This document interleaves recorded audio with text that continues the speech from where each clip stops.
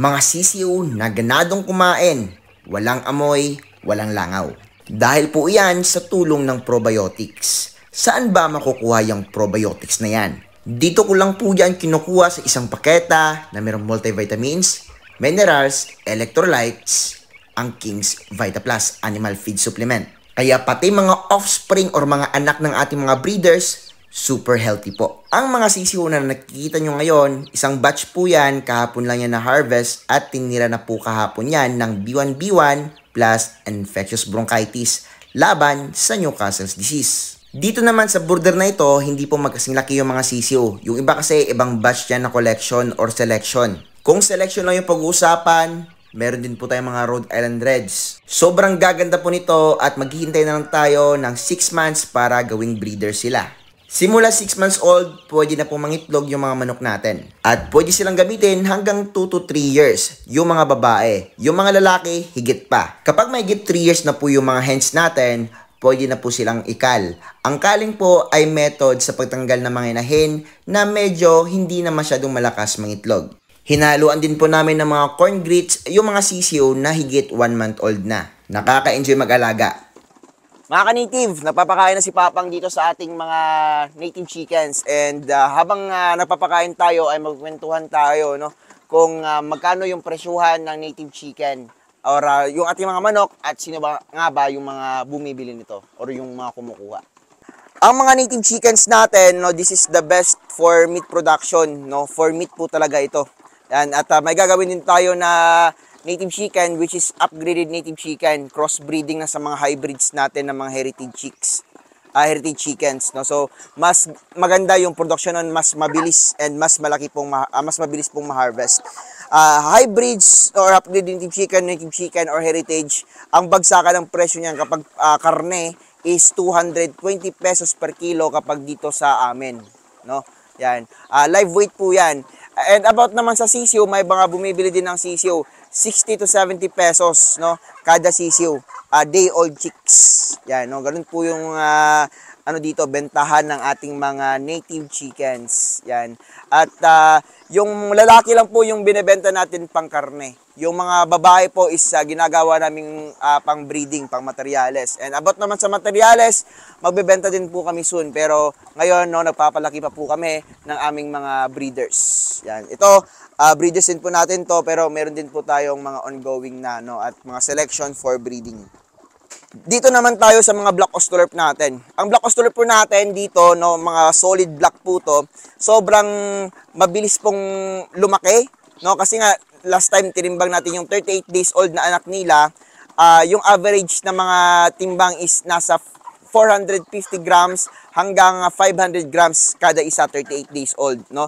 At wala pang ilaw yon, at di pa pinapakain ng pang broiler na feeds, no? How much more na lang kapag may ilaw na and pang broiler na yung pinapakain sa kanilang mga anak. Yan. So 40 to 60 days estimated yan, harvest na yan, at titimbang na yan ng 800 grams to 1 kilo mahigit. Yan, no? So ganun po yan dito. And yung presyo nito is 100 pesos kada isang sisiw. Yo. Ang pangkarne naman is 220 pesos per kilo din. You know, pero mga roosters lang yon.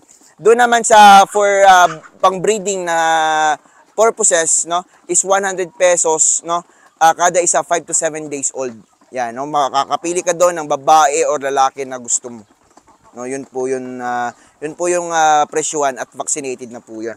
No, about naman dun sa mga for growers namin, no, wala pong vaccine yun, no. Yung ginagawa lang namin is parang semi-organic siya dahil pinapakain po yun ng mga organic like crack corn or corn grits. Yan, para mas masustansya siya kapag kinain ng mga consumers natin. Yan. So dito meron tayong Jersey Giant, mahal po yan, no.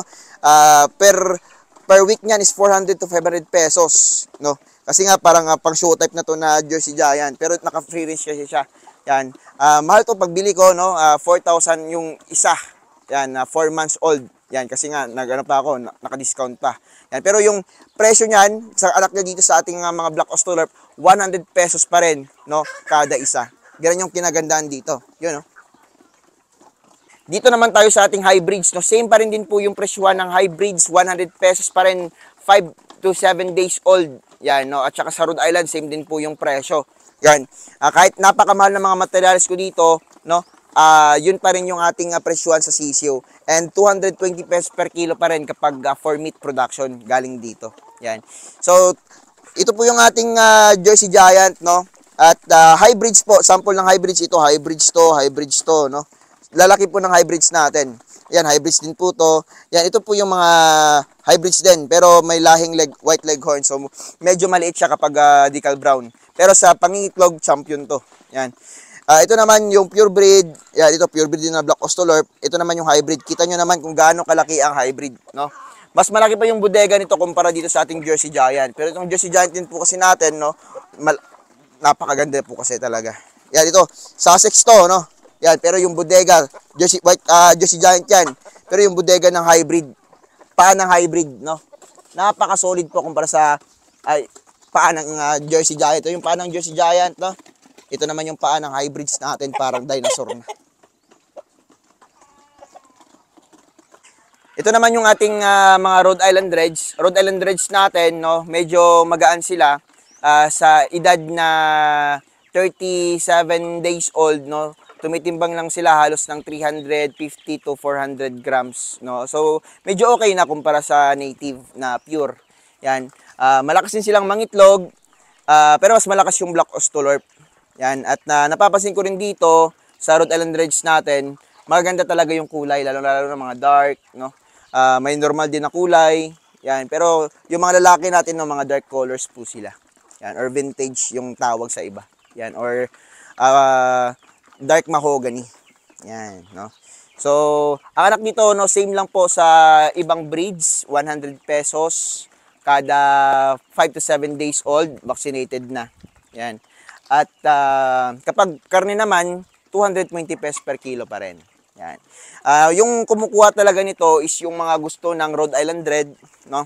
Kasi nga sikat din po yung Rhode Island Red. At sa mga mahihilig sa pulang manok, na pangkonsumo, pangbaon ng mga anak nila, yung itlog, no, pangkonsumo, pang-ihaw, okay na okay din po itong Rhode Island Red, no? So nakadepende yan sa buyer kung anong kulay yung gusto niya. Gusto ko rin ipakita sa inyo yung ating Sinjo Gigante na kaka 4 months old lang.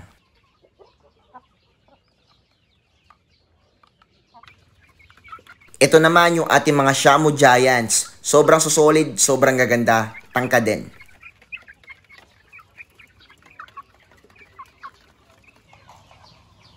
Hindi din magpapauli yung ating mga 5 months old. Kaka 5 months lang po nito, mga Giants Kanawayon. Shoutout pala sa buyer natin. Itong mga manok na to or mga sisyo na to is papunta pa pong Santo Tomas. Malayo pa po.